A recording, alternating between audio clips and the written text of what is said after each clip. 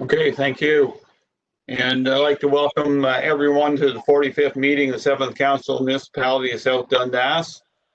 This is mainly a planning meeting with a few added items, so welcome again. I'd like to have the clerk do a roll call, please. Mayor Byvelds. Here. Deputy Mayor Gardner. Here. Councillor Lewis. Here. Councillor Mellon. Here. Councillor Wells.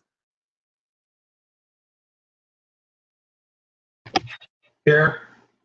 CAO Garrity. Here. Deputy Clerk Robert. Here. Chief Building Official Lowy. Here. Planner Consultant Katie Morfitt. Here. Director of Transportation Hyman. Here. And myself, Clerk Brunt. Okay, thank you. Any disclosure of pecuniary interest and general nature thereof this evening? No. Seeing none, I'd like to ask the clerk to read the motion to open the public meeting, please. Moved by Deputy Mayor Gardner, second by Councillor Wells, that the public meeting to consider the zoning bylaw amendments be opened at 6:01 p.m. Call for the vote, please. Mayor Byvelds. Yes. Deputy Mayor Gardner. Yes. Councillor Lewis. Yes. Councillor Mellon. Yes. Councillor Wells. Yes. Motion passes. With that, we are in the public meeting for all our zoning bylaw amendments. Before we start, I have a statement here to read to all those participating. I now declare the public meeting held by Council Municipality of South Dundas under sections, 17, 21, and 34 of the Planning Act to be open.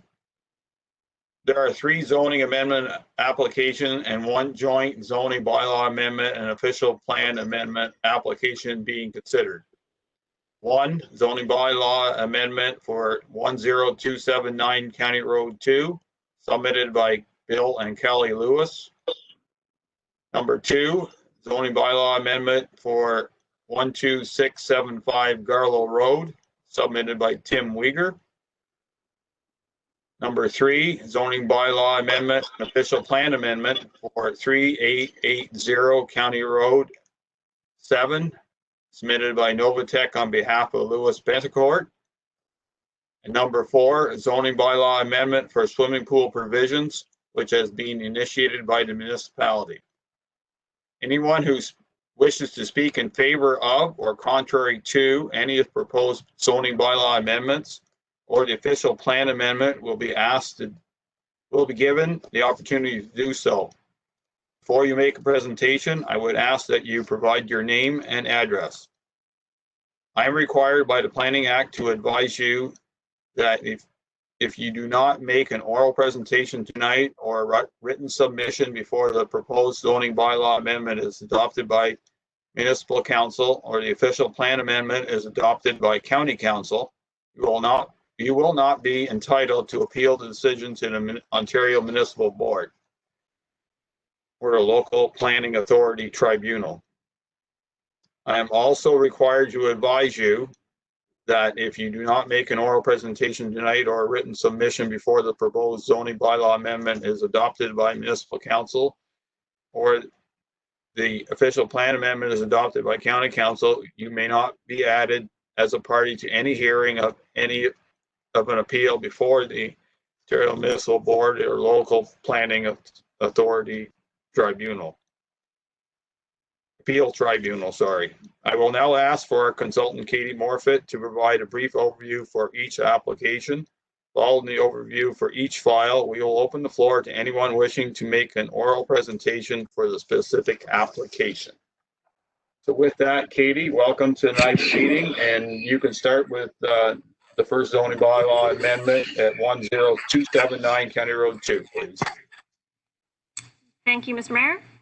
This amendment is the result of a consent application for severance, file B110/19, which severed a vacant farm parcel from a surplus dwelling lot otherwise known as a retained lot. The severed lot is to be added to the abutting property to the east and will continue to be used for agricultural purposes in accordance with the permitted zoning. Pursuant to Section 34 of the Planning Act, a zoning bylaw amendment is being sought to rezone the front portion of the retained lot from mineral aggregate reserve to rural special exception 39 in order to bring it into conformity with the zoning standards of the zoning bylaw 2010-48. The existing single detached dwelling on the lot is a legal non-conforming use in that it was legally established under a previous zoning bylaw, but does not conform to the current mineral aggregate reserve zoning provisions. The back portion of the retained lot will remain as part of the mineral aggregate reserve, as the existing uses will not contravene the overall intent of the zone. The amendment will also reduce the required minimum for lot frontage, area, exterior side width, and interior side width for the front portion of the subject lands only.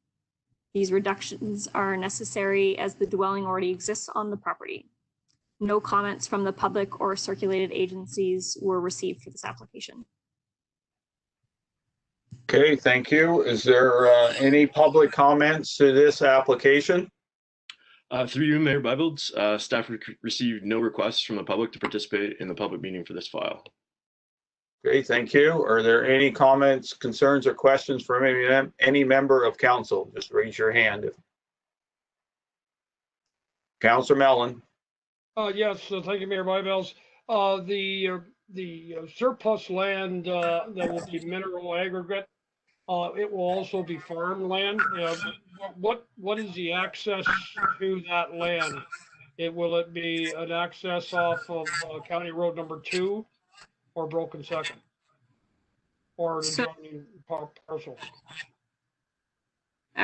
So that portion, the back half of the property, will be joined with an abutting property and will have frontage via that abutting property. So I believe of Broken Second. Thank you. As long as it has access to it for whatever purpose. Anything further from any member of council? Anything further from you, Katie? No, I guess I'll reiterate, as per my planning report, staff's recommendation to council on this file. The planning department recommends that council approve the amendment to zoning bylaw 2010-48 pertaining to the subject lands. This amendment will rezone the front portion of the subject property from mineral aggregate reserve to rural special exception 39. Okay, so that does that part of the public meeting. We'll be considering the bylaw later. We'll move on now to zoning bylaw amendment at 12675 Garlow Road. So Katie, once again, please. This amendment is also the result of a consent application for severance, file number B105/19, which severed a surplus dwelling lot from a vacant farm parcel, otherwise known as the retained lot. Pursuant to, again, Section 34 of the Planning Act, a zoning bylaw amendment is being sought to remove all residential uses as permitted uses on the portion of the retained lot currently zoned agricultural, as well as to bring it into conformity with the zone standard of the zoning bylaw. As a condition of the provisional consent, the applicant is required to amend the zoning bylaw to remove all residential uses as permitted uses on the portion of the retained lot currently zoned agricultural, as well as to reduce the minimum zoning requirements for lot area and frontage. The amendment will reduce the minimum required area, minimum requirement for lot area from 300,000 square meters to the proposed 212,000 square meters, as well as the minimum requirement for frontage from 200 meters to 183 meters. No comments were received from the public or circulated agencies submitted any comments on the application. Hey, thank you. Were there any comments from the public on this file? Through you, Mayor Byvelds, staff received no requests from the public to participate in the public meeting for this file. Thank you. Are there any comments, questions, concerns from any members of council on this file? Seeing none, Katie, your wrap up, please. The planning department recommends that council approve the proposed amendment to zoning bylaw 2010-48 pertaining to the subject lands. This amendment will rezone the portion of the property from agricultural special exception 28 to agricultural special exception 66. Okay, once again, we'll consider that as the bylaw later in the meeting. With that, we'll move on to zoning bylaw amendment at 3880 County Road 7. Katie? Okay, this one's a little bit more lengthy because it is a joint application for an official plan amendment and a zoning bylaw amendment. And we are hosting the public meeting for both applications on behalf of the county. Pursuant to section 17, 21, 22, and 34 of the Planning Act, an official plan amendment and zoning bylaw amendment are sought concurrently to permit 4 residential apartment units within the existing building on site, which is a former school building. The zoning will be changed to add an apartment use to the list of permitted uses and remove the commercial uses that wouldn't be compatible with the new residential use. These uses include a commercial garage, a recreational vehicle wash bay, and a recreational vehicle waste transfer and storage station. The number of apartment units permitted will be limited to 4. The concurrent official plan amendment application to permit residential uses in the agricultural designation is to be considered by County Council following this public meeting. Comments were received by staff for this application on July 6th, 2020. These comments were sent to the applicant's agent, which is Novatech, to provide a response. Prior to opening up the floor for comments, I would just like to hopefully quickly run through each comment that we received and the response that Novatech was able to provide us to each comment. We also have representatives from Novatech, Ryan Polton and Murray Chown, here with us tonight, who are able to assist with providing any additional information and answering any additional questions that may arise. The first comment we received was concerning utilization of the existing septic system on the property for this development. Previously, it had created a wet area near the neighboring property, which had affected cropping of that property. There's concern that utilization of this septic system will occur a wet area will occur again. The response from Novatech is as follows. The proposed residential units will be rented. Maintenance of the septic system will be the responsibility of the owners of 3880 County Road 7. The owners will need to ensure that the septic system services on the property have sufficient capacity for the proposed 4 proposed 1-bedroom, 1-bath residential units. The second comment we received was a question regarding the number of units permitted. The response from Novatech as follows. The requested zoning will restrict the property to 4 residential apartment units. A new zoning bylaw amendment application would be required to seek permission in order to increase the number of residential units permitted on the property beyond the 4 proposed today. Comment number 3 was concerning being restricted from having livestock on a neighboring farm property in the future because of the new residential apartments and their occupants. The response from Novatech is as follows. The minimum distance separation formula, or MDS, is used to prevent conflict between agricultural uses and sensitive uses, including residential uses in the rural area.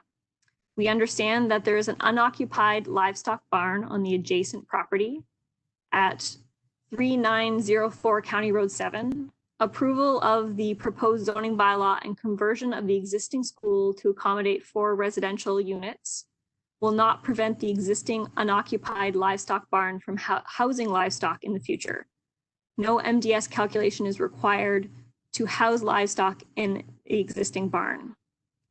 any alterations to the existing barn requiring a building permit or new livestock facility on the property, including an anaerobic digester or manure storage of any kind proposed on the property, will be required to meet MDS formula, MDS2 specifically, or seek a minor variance if they do not meet that formula. The property at 3904 County Road 7 is a large property. Depending on its size and location of a new livestock facility or manure storage, it can be located on the property to respect the MDS2 setback. That's the thought is that it's large enough to accommodate that. And it could be set back far enough away from the proposed residential units. There's also existing residential dwellings along County Road 7 where MDS2 setbacks will need to also be respected to locate a new livestock facility on the property. The fourth and final comment we received was regarding garbage accumulation on the property. This was an issue in the past when the school was operational. The question was whether the apartments will have proper garbage containment system and that the occupants will use it. The response from Novatech is that waste collection and disposal will be the responsibility of the owners of 3880 County Road 7. That's all I have in terms of comments received from the public. Okay. Would it be allowed to ask you your professional opinion as our planning consultant on all those questions before council has an opportunity for them? Sure. So I'll go back to the first one.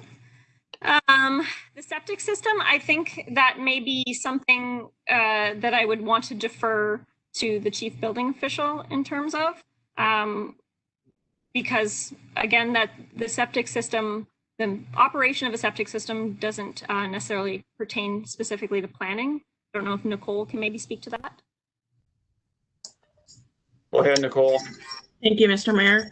Thank you, Katie. So the septic system will need to be reviewed before the building can be renovated into residential, and that's part of their application process. Okay. So in terms of the second comment, which was the number of units permitted, the proposed bylaw does limit the number of apartment units to 4, and Novatech is correct in the fact that a subsequent zoning bylaw amendment would be required in order to increase the number of proposed residential units.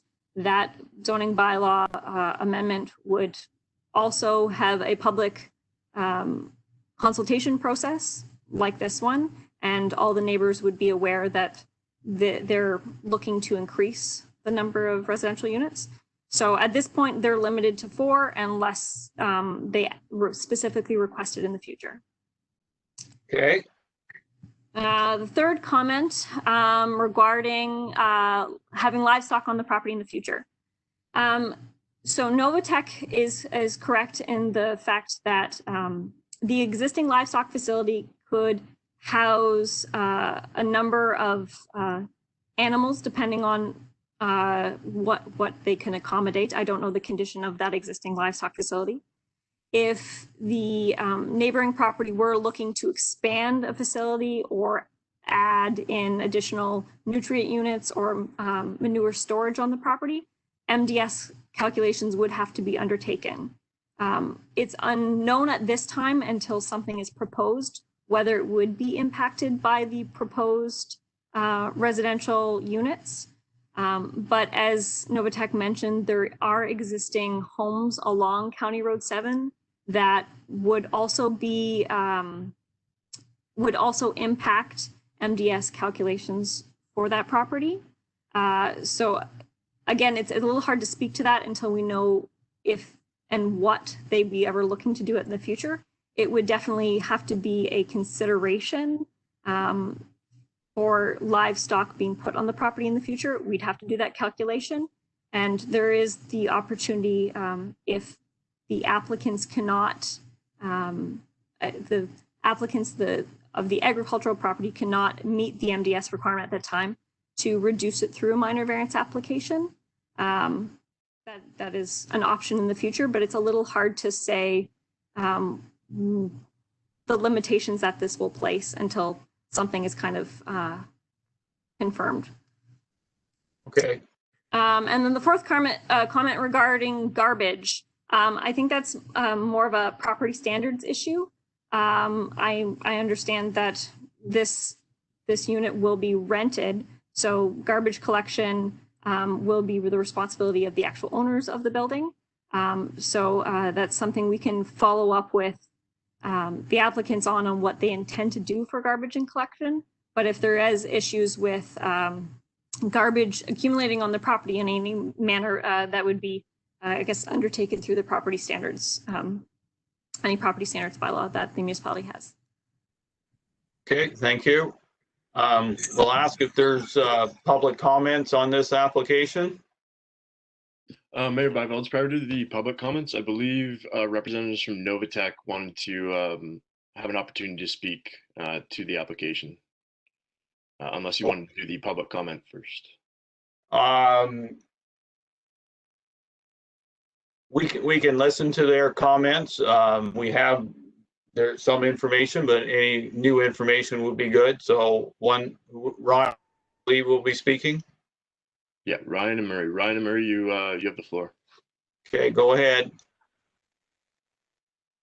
Good evening, everyone. This is Ryan Polton speaking from Novatech. We're acting as agent on behalf of the owners at 3880 County Road 7. The property is the site of a former school. What we're requesting today is an official plan amendment to redesignate the property to a special agricultural designation to permit a residential use of the property. We are also requesting a zoning bylaw amendment that would permit 4 dwelling units in the existing school building and also remove conflicting commercial uses that are currently permitted on the property. We do note that the zoning bylaw amendment would be pending the approval of the official plan amendment to redesignate the property. The property is currently designated an agricultural resource lands and is within a rural area. The provincial policy statement encourages leveraging rural amenity areas and assets, and also encourages using rural infrastructure and public service facilities efficiently. The school building itself is considered a public service facility. What we're proposing is to adaptively reuse the existing school to provide affordable housing options in the rural area. The property itself today is zoned commercial special exception zone 10. That zoning today does not permit agricultural uses on the property. The United Counties official plan encourages efficient and cost-effective development for public services and infrastructure. The proposal today would effectively reuse the existing building and its services on site to provide affordable housing to the community. Again, the lot itself is undersized for an agricultural parcel and agricultural uses aren't permitted. So we're just looking to take advantage of an existing building to provide more affordable units in the community, and we're hoping these applications will be approved and represent good planning. Thanks very much. Okay, does Murray have anything to add at this time? Mr. Mayor, thank you very much, but no, unless there are any questions from members of council, I don't have anything to add, and respectfully request that council accept the recommendation from your consultant and approve the applications. Thank you. Okay, thank you. Now we'll turn to the public. If there's any public comments to this application. Yes, Mayor, we did have one gentleman who wishes to make submissions. Rennie Van Gilst, you now have the floor. Welcome, Rennie. Rennie Van Gilst here, 3904 County Road 7, neighboring property. I had made these 4 submissions and I am content with what I heard so far. So I have nothing more to add to it. Okay. Is there anything further, Deputy Clerk? That's it? That was the only member of the public who wished to participate. Public comments have been concluded. Okay, thank you. Any comments, questions, concerns from council? Okay, first we'll call on Councillor Mellon and then Councillor Wells.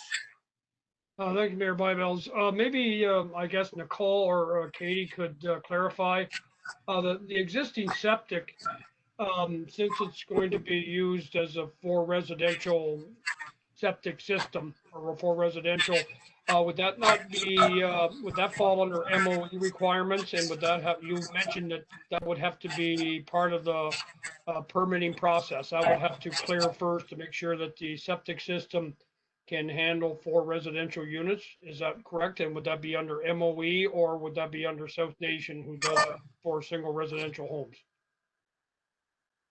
Thank you, Mr. Mayor and Councilor Mellon. I seem to be getting feedback on my video chat, but so this septic review is a requirement of the building permit application. And to accommodate 4 units, I don't believe the septic system on the property would meet that requirement as of yet. So the owners will have to do a septic inspection prior to their application for the renovation of the building. And the permit does go through South Nation Conservation Authority. Okay, anything further, Councillor Mellon? Yeah, okay. I just wanted to clarify whether that was under South Nation's jurisdiction with a 4 residential unit or was an MOE, since it is a commercial, I guess, if you will, apartment for residential units. So that will fall under South Nation's jurisdiction yet on 4 units. Okay. The other question, I guess, would relate to if that septic system has to be inspected to examine any wet areas that it may be impacting on the agricultural property beside it, or it could be a faulty septic system, which would have to be addressed, or it could be a surface drainage issue. Do we have any insight on that, Katie, as far whether it's a surface drainage issue or a lack of? Go ahead. Oh, sorry. So we don't have any information specific to this property, whether the drainage history on it.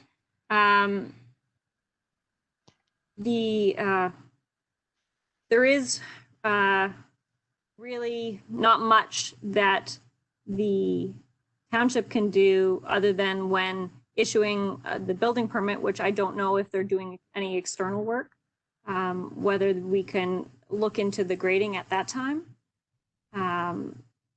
This application, I don't believe, would be subject to site plan control, which is another method that we could look into drainage on the property.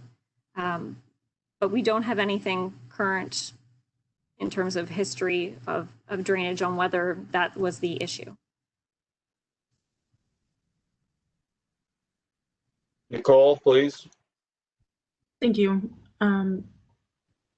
So during the inspection for the septic system, it will be also inspected for drainage along neighboring properties, but they are required to meet a minimum distance between a property and a septic bed and a septic tank. So it could be the age of the septic system. I know I went to Alma Public School and it closed several years ago, but the inspection will determine any concerns with the current septic system. Okay, Councillor Mellon? Thank you. Yeah, that's it for now, Mayor Byvelds. Councillor Wells, please. Thank you, Mary. Getting to the septic, which now Councillor Mellon and Nicole, you answered about the South Nation doing it. Would it be correct to say like someone like Lloyd McMillan or another thing, they go and actually they're licensed to do an inspection on that and report to South Nation on the report? Is all that we require as municipality to go ahead with issuing, because the building permit, as Katie says, wouldn't pertain to the site plan because all they're going to do is apply for a renovation building permit. So just as long as, say, Millen Equipment approves it, is that satisfactory to the municipality in South Nation? Cool. Thank you, Mr. Mayor. Wells, sorry. Councillor Wells, can you mute for a second, please? Thank you. Go ahead. Thank you. So the application that involves a building permit for this property would require a septic review because of their change of use. So they're changing from a school to a residential, which also changes the occupancy load for type, for septic system, and for the proposed renovation. So it is required for South Nation to sign off on the septic system that's already there if it is okay, or to issue a permit for a new septic system before the building permit can be issued. Councillor Wells? And I would have a hard time believing that 4 residential units with 3, even 2 bathrooms or 3 bedrooms. The school was grade 1, I believe, through grade 6. So approximately 180 students, where you're talking 16 people. So I'm assuming the septic is probably designed way over and above for residential. So after inspection, like you said, we can't issue a building permit till we have the septic approved. And if it doesn't involve a new thing through the MOE, it should more and pass, as far as I'm concerned, is for four units. Unless the bed is like totally too low, that could be the issues as far as getting water in the line. Like you can tell as soon as you drill down and go into your runs if they're being drained or not, if they're full of water. I've done actually some inspection myself. The other thing, I think this is not an uncommon thing as far as rezoning. The neighborly farm would have to go through a nutrient management plan to start with if you ever wanted to bring cattle on. So I don't think that becomes an issue as far as the applicant wanted to rezone this for this thing, because if that farm didn't want all this, the existing neighbors are there, not including the school, he would have to go through a nutrient management plan to start with. So that wouldn't pertain to the application here. The issues about the garbage, it's like any other apartment, like Riverside School was done. The school up at, what's the name of that place just up past Glen Stewart there, was converted over. There's been quite a few schools converted over. And I think it adds to it. Like we're getting 4 additional apartments for rural stuff. So I think it's a good thing. But we'll see when it comes down. I think everything is in order here. It was a very good application, and I'm happy with everything. Thank you. Anything further from members of council? I do have some comments as mayor and some concerns. First, I do have a question. There's a large storage shed in the back. Is this part of this application too? And if so, what is its use going to be?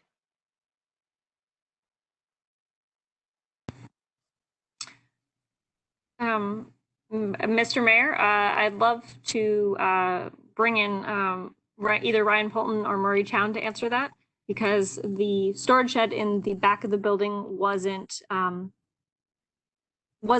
a consideration in the application. It wasn't mentioned at all. So maybe they can speak to its proposed use with the conversion to apartments.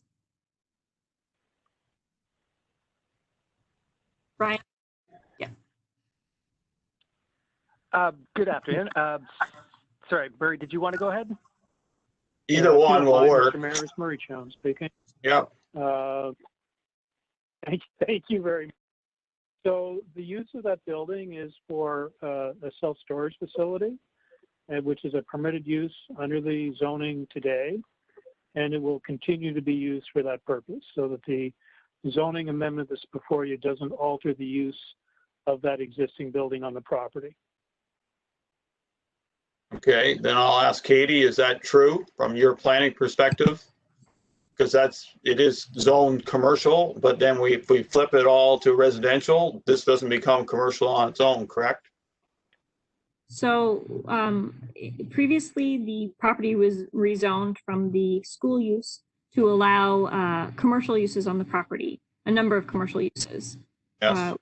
What we're proposing is to add on to those commercial uses the apartment uses. So it's a mixed use development, but we are moving the commercial uses that are more industrial in nature and wouldn't be compatible with a sensitive residential use. So the warehousing on the property would still be permitted. Okay. And a question to either Ryan or Murray, the existing gymnasium, will that be part of the residential area, or will that still be something different, or is that a planned use as a recreational area for residents? So, Mr. Mayor, I don't think I can give you a definitive answer to that question. The proposed conversions are to convert some of the classrooms into residential apartments. So the ultimate use of the gymnasium space, I guess, is still something to consider down the road. Katie, any comments on that? No, I have nothing further to add to that. Okay. So I'm just looking at what they had and what they'll become. So they're taking off the commercial garage and the recreational wash bay and the recreational vehicle waste transfer station, because I know they converted it into a vehicle storage building, including the shed in behind. So I'm just making sure that going down the road that we're not going to have any issues or any incompatibility issues with the two uses, because it does set up that potential. So, Mr. Mayor, if I may, it's Murray Chown again. I think that that's something that we certainly took into consideration when drafting our planning rationale in support of these applications. There's a fair distance between that storage building and the school itself, and so there's some separation between the uses.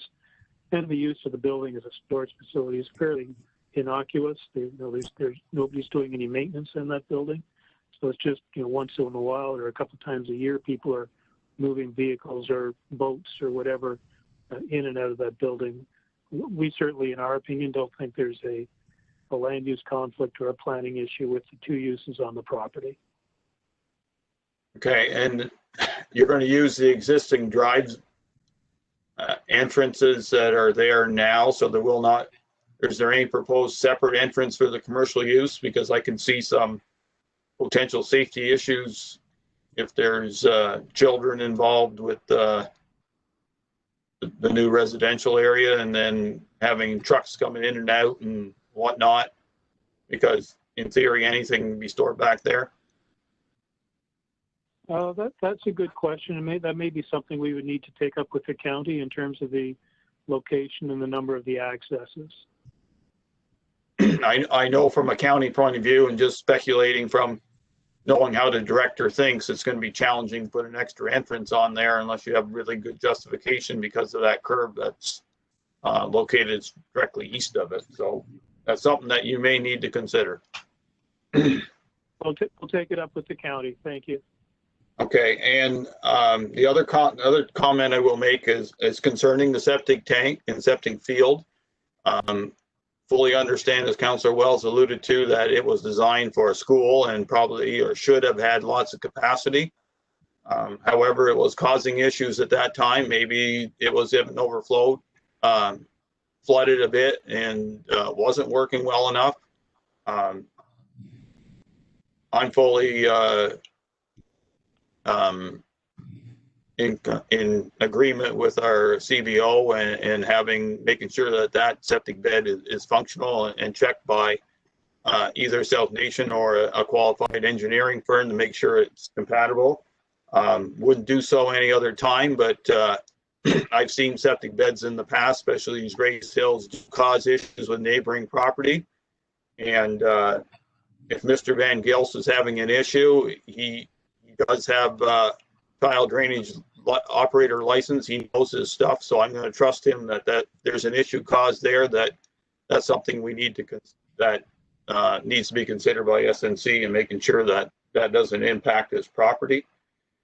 And as a farmer myself, I understand that if there's any new buildings that go up on that property, that Mr. Van Gils would have to get a permit and MDS specs would kick in. However, I do agree with him on the potential issues that if he does bring livestock back into the existing barn, and I do know that he had livestock there before, that there could be potential issues that we will end up dealing with. I would not necessarily stop the application because of that, but I do sympathize with his concern. So that's my comments on that. Anything further from council? Seeing none, Katie, wrap up, please. Okay, bear with me here. It's a lengthy recommendation. The planning department recommends that council approve the proposed amendment to zoning bylaw 2010-48 pertaining to the subject lands. The lands are currently zoned as rural commercial special exception 10. And further, that the zoning bylaw shall not come into full force and effect until the amendment to the county's official plan is in effect according with section 24(1) of the Planning Act. And further, that the council of the municipality of South Dundas hereby support the official plan amendment to the United Counties of Stormont, Dundas, and Glengarry to permit this development. And further, that the clerk provide notice of the council's support of the OPA to the county's clerk. And further, that council provide the consultation details section of this report to be included as part of the brief explanation in the summary of written and oral public submissions to be prepared by the planning department and submitted to council in the report entitled Summary of Oral and Written Public Submissions for items subject to Bill 73, explanation requirements at the council meeting of July 7th, 2020, subject to submissions received between the publication of this report and time of council's decision. Okay, thank you. And that bylaw will be also considered later in the meeting. Our last zoning bylaw amendment pertains to the municipality removing an item out of our zoning bylaw concerning the swimming pool fencing. Who will speak to that? Katie? Yep, thank you, Mr. Mayor. I'll just speak to the actual changes to the zoning bylaw. This proposed zoning bylaw amendment will remove all provisions for swimming pools as currently required by section 3.36 of bylaw 2010-48. This amendment pertains to all lands found within the municipality of South Dundas. In replacement, the municipality will be moving forward with adopting a municipal-wide pool bylaw under the Municipal Act, which will regulate pool setbacks and fencing requirements. Okay. Nicole, any comments before we go on? Thank you, Mr. Mayor. This came at a regular council meeting in June 2020. We had an application for a spa, a residential spa, similar to a hot tub, just larger, where they wanted to have a cover rather than have a fenced-in enclosure, which is the requirement of our current zoning bylaw. After that council meeting, staff decided to proceed with a zoning bylaw amendment in removing the swimming pool regulations from our current zoning bylaw and drafting a separate municipal bylaw for swimming pool regulations pertaining to maintenance, fencing, and location. And the draft bylaw has been included for review, and I believe it will be up for discussion as well. Okay, and just to confirm, we will, to make sure that there's no absence of a swimming pool regulation in South Dundas, they will be done concurrently in the same meeting, so we won't be approving one without the other, and neither are going to be on tonight's agenda in the end, so that will be contained at a future council meeting. So with that, I understand there's a member of the public that would like to make some comments directly on this. Yes, sir. Mr. Doug Grenke wishes to make a submission to this file. Mr. Grenke, you have the floor. Go ahead, Mr. Grenke. Thank you very much.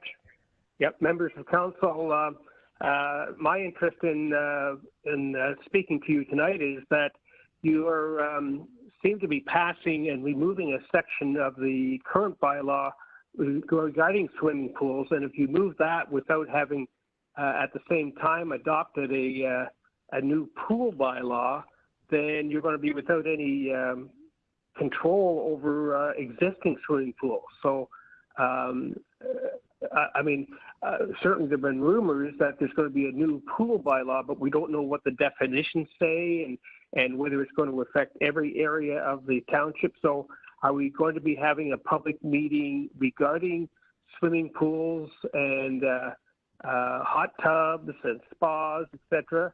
Is that on the agenda to be done in the future? It just seems we're running a little bit fast here, not knowing we know what we're canceling, but we don't know what we're going to be adding to the bylaw for pools. So that's my concern. I think we should always have control over these swimming pools, as we always have had in the bylaw. So. Okay, and fair comments, Mr. Grinke. As Nicole Lowy has mentioned, the intention is to remove it from our zoning bylaw so we can change it more readily. We will have a discussion tonight, and within the council package that we have tonight, there is a draft pool fence bylaw discussion. So council will discuss a proposed bylaw from staff concerning regulation of pools in all of South Dundas. Till that bylaw is passed, we will not remove the regulations that are in the zoning bylaw currently. We certainly don't want to leave a legal limbo, as you would know about. So if things are done in the correct order, and I believe that would be at a subsequent meeting. So council will discuss this draft pool bylaw this evening. They will make adjustments, comments to Nicole. If the public want to let council know their feelings concerning any of the changes or the proposed bylaw, then there will be an opportunity between this meeting and the next meeting to do so. So things won't happen overnight. Rest assured that there will always be some sort of regulation on swimming pools in South Dundas. We just want to make it so we can alter those regulations in a more easier fashion by a bylaw instead of a zoning bylaw amendment. Okay, I'll trust you, gentlemen and lady. And lady, yes. Okay, is All right. Thank you. Good night, all. Thank you. Bye. Anything further, Deputy Clerk? No, sir. There was no other members of the public who wished to make submissions tonight. Okay, so does council have any questions, concerns, comments? And it's basically in the future removing this from our zoning bylaw, and we will be looking at draft pool bylaw, so that discussion will be later. So anything from council? Seeing none. Anything from Katie on this to sum up, please? Yes, I think we may have lost our member from the public, so he's not around to hear this, but we can follow up with him and let him know. Specifically, in order to meet the notice provisions of the Planning Act, we have to say that although this is the public meeting for the proposed zoning bylaw amendment, the item will not be considered by council until the meeting being held on, I believe it's July 13th. So that's when the item will be brought back formally for consideration by council. Again, our recommendation is that the bylaw not be considered until the draft municipal act bylaw is implemented. Thank you. Anything further, Nicole? No, Mr. Mayor, thank you. Okay, and with that, we've come to the end of the public meeting of this meeting, so I'll ask the clerk to read the motion to close. Moved by Councillor Lewis, second by Councillor Mellon, that the public meeting to consider zoning bylaw amendments be closed at 6:50 p.m. I'll go ahead with the vote, please. Sorry. Mayor Byveld, Yes. Deputy Mayor Gardner, Yes. Councillor Lewis, Yes. Councillor Mellon, Yes. Councillor Wells. Yes. Motion carries. And with that, we'll move on to action requests. And we have an action request tonight from TR 2020-11, and that's power to the Morrisburg Beach House. Moved by Deputy Mayor Gardner, second by Councillor Wells, that the Council of the Municipality of South Dundas accept report TS 2020-11 to install underground wiring for future streetlights on Crookshank Way and to supply a dedicated power line to the Morrisburg Beach House at a cost of $6,661.37 plus HST. Okay, Jeff, welcome. You need to unmute yourself, sir. Thank you. Thank you. So thank you, Mayor and Council. So in front of you is a report to get power to the Morrisburg Beach House. So earlier in the spring, or it may have been towards the tail end of the winter time, the municipality was made aware by Rideau St. Lawrence Distribution that the power had been cut to the Morrisburg Beach House. Further background information, the power was fed off of the street lights, which ran along Crookshank Way, starting at Sir James Morris and heading east towards the dog park. It then crossed via overhead to the beach and carried up around to Park Avenue. The municipality has made numerous attempts to try to correct the issue with no success. There's just too many faults underground, and we were losing power before we got to the first light pole east of Sir James Morris. A few weeks ago, staff met with RSL and ACF Electrical, who is our streetlight contractor, to try to come up with a solution. And we determined that the best situation or recommendation would be to come off of the power box, which is located directly north of the amphitheater, and run a dedicated power line and a dedicated street light wire to supply power to the beach house. If you would refer to your map that's with the package, the blue wire represents the street light.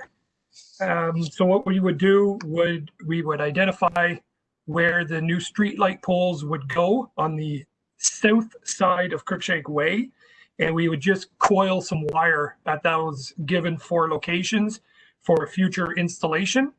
And the orange line would represent the dedicated power line coming from the power box, running directly to the beach house. I would be more than happy to answer any questions with council has. And just to clarify, Jeff, the trenching and in-ground work will be done by your staff? That is correct. All trenching, sand, with the direction of the contractor would be done in-house. Okay, so we'll start with Deputy Mayor Gardner. Comments, questions, concerns, please. Thanks, Mayor Byveld. No, the only question I have is if we tie it into the amphitheater, correct, Jeff? That's where you're getting the power source?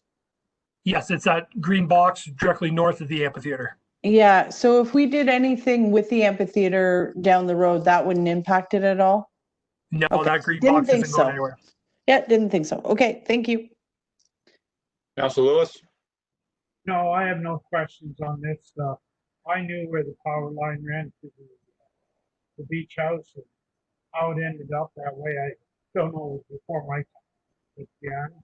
That power box at the amphitheater is definitely big enough to run a wire from there to the beach house. Thank you. Council Mellon?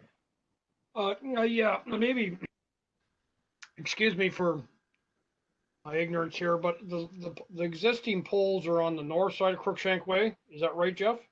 Yes, they are. And they have no power. They have from Sir James. Yeah, no, you're right. They have no power from Sir James Morris around to Park Avenue.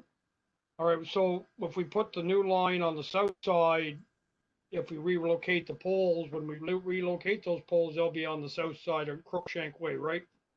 4 of them will be on the south side to the entrance to the beach, and then they'll go overhead from the south side over to the north side to pick up the light at the dog park, and then the one as you round the curve coming up onto Park Avenue. But that won't be this year. The wiring will be there, and it'll be whenever we decide what pole style you would like. Just curious if it will be overhead wire to supply the power there now, or will there be vertical boring underneath the road, or is there just like to go from the power on the south side to get it over to the existing lights on the north side? It's going to go overhead the way it is right now. Yeah. Okay, I'm sorry, I was down there today. I should have took a tour. I should have looked closer. Okay, I don't think I got anything else. Okay, Council Wells? Hey, Jeff. That has RSL or ACVAP, that transformer, I don't know how big it is, but is it all up that it's going to be enough power to do the lights and everything? Not that those lights are going to take a lot, but has anyone checked that transformer out? Make sure, like, as RSL or ACF says, okay, this is good to do what you're looking at for those lights and everything? Yes, I met with Daryl from RSL, and he's more than confident that there's enough power to supply those street lights and numerous other ones, plus the beach house. Okay. Yeah, other than that, like, we definitely need power at the beach house, so it's, I see it wasn't budgeted and the money was coming from there was a reserve or something for that? For the Crookshanks lights, just saying. I can have the CAO answer that, Councilor Wells, if you don't mind. No, and I'll have another question after that. Okay, go ahead. So we actually allocated $25,000 last year for replacement poles and lights to Crookshank Way. At that time, we decided to hold off on the poles and lights until we determined what the lights would look like on the streetscape project.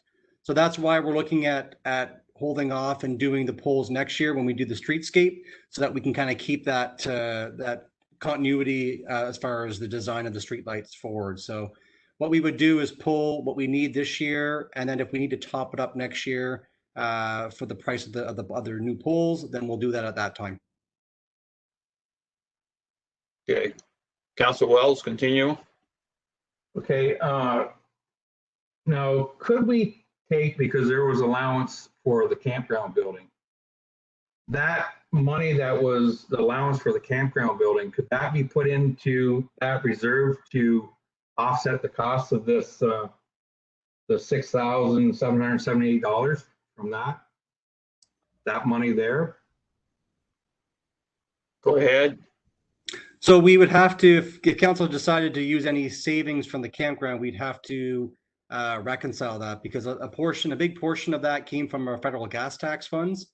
So we can't reallocate that to a different project. And we'd have to wait until the project is completed first before we find out what the final costs are, because not only was there the cost for the construction, but there was legal and there was engineering and cost all associated with that campground building.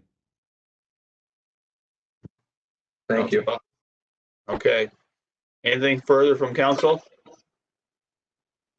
Okay, the only comment I will make that this is I did kind of push staff to get this done, having a beach house that's not powered. And, you know, as Councilor Lewis said, we have no idea why shortcuts were done in the past, but they were done and we're here now to fix them up. So it's got to be done.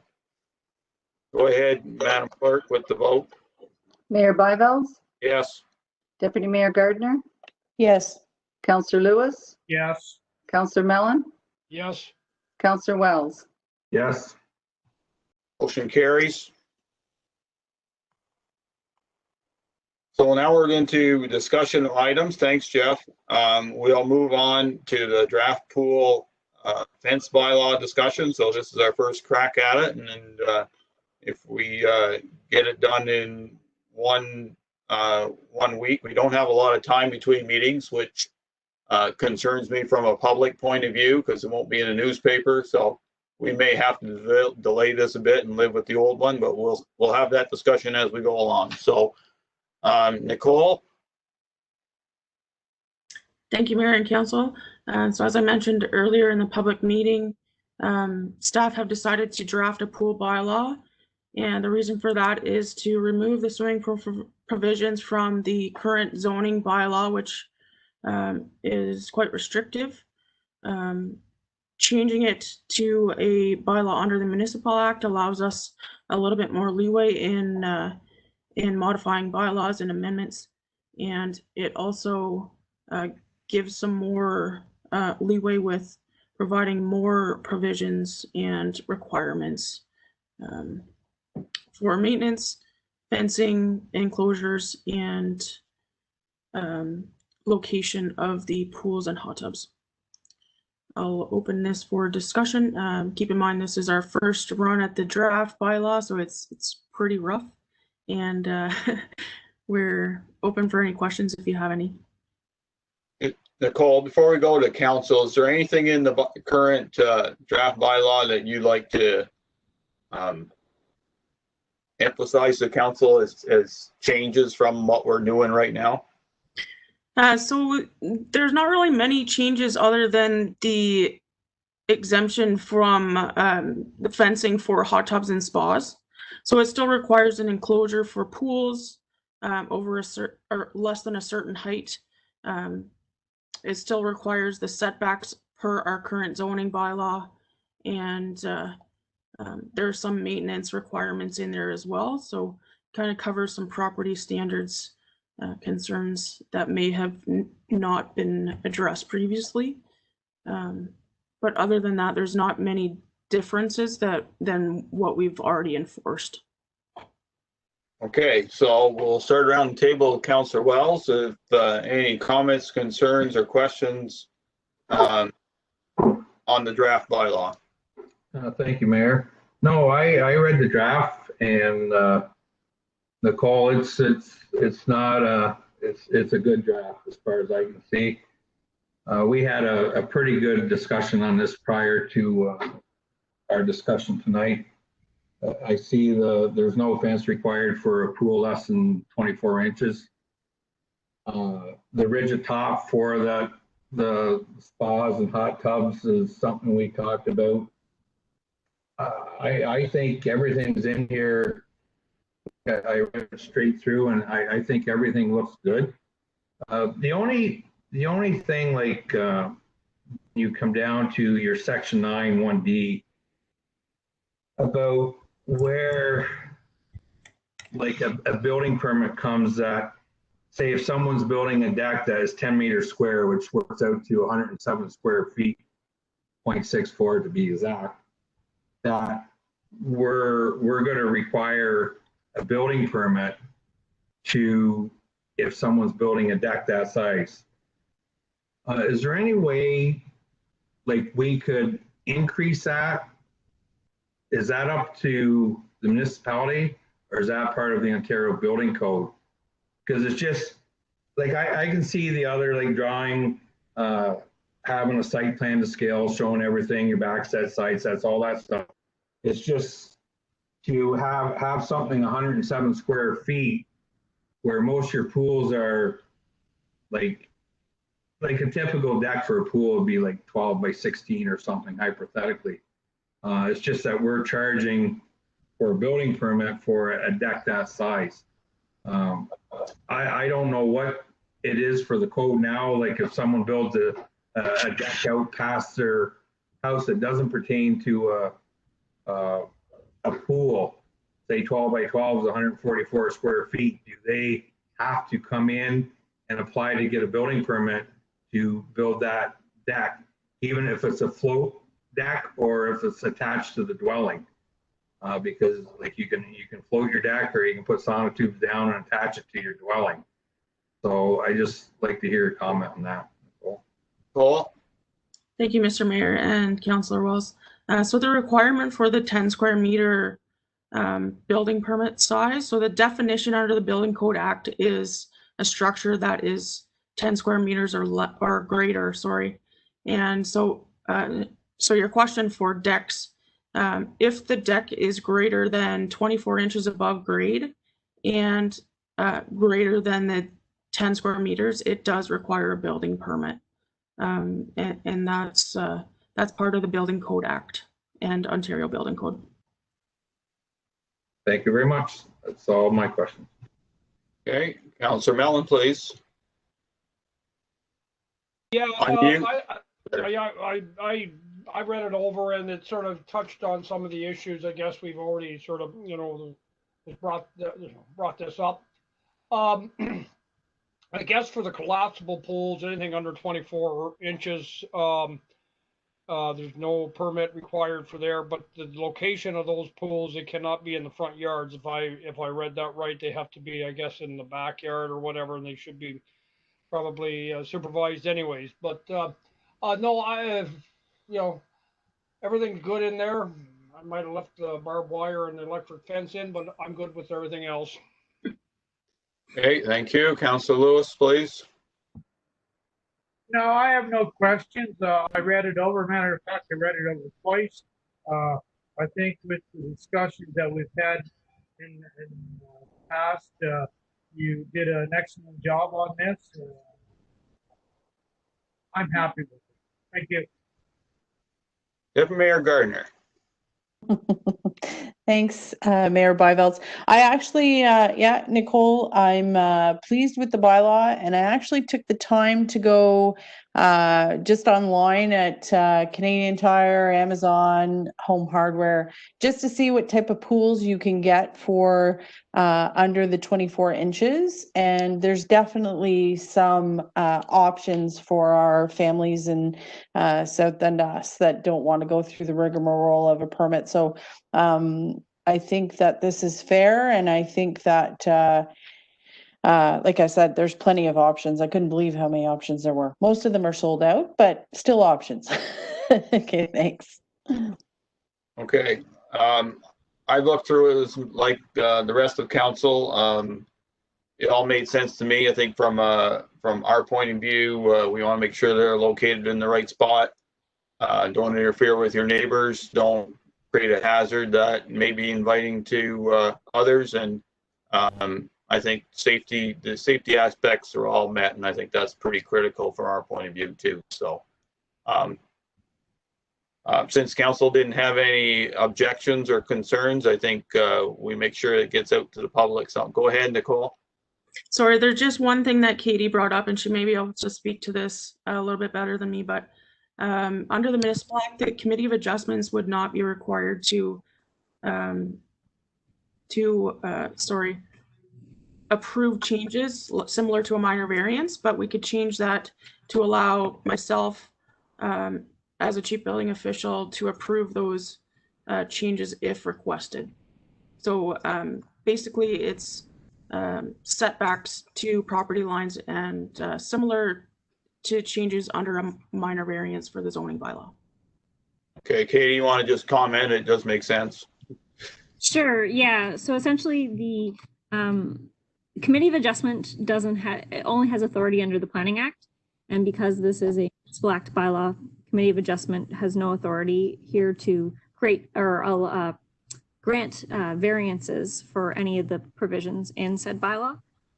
What council does have the ability to do is delegate any sections of the bylaw that they feel they could delegate to staff to permit certain variances in, and you can scope it any which way you want.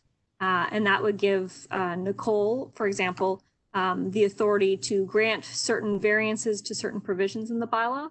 And all that it would require of her is that on a regular or semi-regular basis, it can be a couple of times a year, it can be once a year, to compile a list of all the variances that have been made to this bylaw and inform council of them. That's all I have. Okay. Yeah, and you're correct. So like at county council, if there's a setback that deals with from Center Road and it's done by bylaw, the director of transportation has certain delegated powers, but in the end, council rules. So I guess my suggestion to you, Nicole, is that it's something that it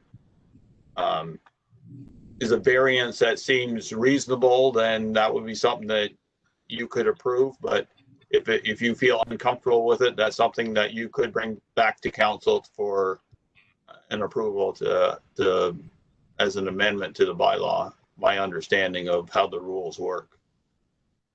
So, okay. So you'll have to adjust that and make it work a little better, and then we can deal with it when we do the reading of the bylaw in the next week or two. So it seems like council is fairly good with this draft pool fence bylaw. We'll put it out on social media, and I would recommend to the clerk that we send it to Mr. Grinke, since he had concerns at our public meeting to take it out of the zoning bylaw. And at least he knows that we've done something. And if you don't want to send a draft, you can send a finished document to him. And if he has any comments, questions, concerns, he can always contact a member of council concerning it.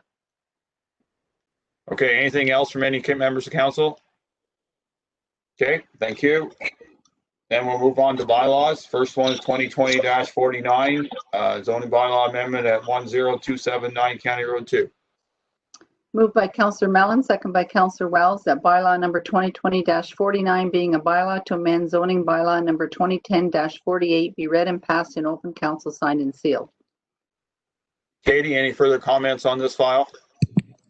No, I have nothing, Mr. Mayor. Anything from council?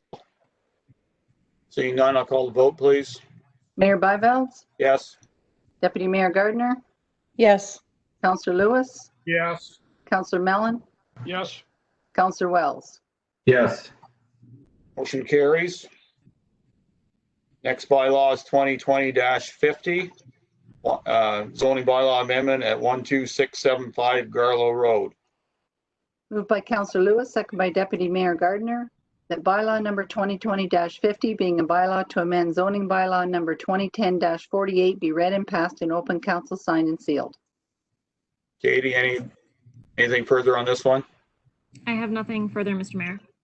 Anything from council? Seeing none, we'll call the vote, please. Mayor Byvelds? Yes. Deputy Mayor Gardner? Yes. Councillor Lewis? Yes. Councillor Mellon? Yes. Councillor Wells? Yes. Motion carries. Next bylaw is 2020-51, zoning bylaw amendment at 3880 County Road 7. Moved by Councillor Lewis, second by Councillor Wells, that bylaw number 2020-51 being a bylaw to amend zoning bylaw number 2010-48 be read and passed in open council, signed and sealed. Katie, any further comments on this one? No, I have no further comments on this one, Mr. Mayor. Any comments from council this time? Mayor Byvelds? Mr. Mellon, yeah. Thank you. I'd feel a whole lot more comfortable if we put a condition in there that the septic is approved before as part of the condition. Similar to what was done at the trailer park, proposed trailer park on number 2 highway west of Morseburg. Or will that be included? That'll be part of it. Is that right, Katie or Nicole, that the septic will have to be inspected and approved for this to go further? Nicole, could you comment on the building code part of that, please? Yes, thank you, Mr. Mayor and Mr. Councillor Mellon. So it will be an automatic requirement for them to get an inspection and to get approval from South Nation. Okay, thank you. That sort of satisfies my question. Thank you, Mayor Byvelds. Okay, anything further? Seeing none, I'll call the vote then, please. Mayor Byvelds, Yes. Deputy Mayor Gardner, Yes. Councillor Lewis, Yes. Councillor Mellon, Yes. Councillor Wells. Yes. Motion carries. And with that, we've come to the end of our meeting. Before we call for adjournment, I'd like to thank Katie for her participation in tonight's meeting. I'd like to thank the rest of council staff for participating, giving us their information. Thank council for their input, and we also thank the audience for participating. With that, I'll call for the motion for adjournment, please. Moved by Councillor Mellon, second by Deputy Mayor Gardner, that council now adjourn to meet again at the call of the chair. Mayor Byvelds, Yes. Deputy Mayor Gardner, Yes. Councillor Lewis, Yes. Councillor Mellon, Yes. Councillor Wells. Yes. Motion carries. And with that, we bid you all a good night and thank you once again.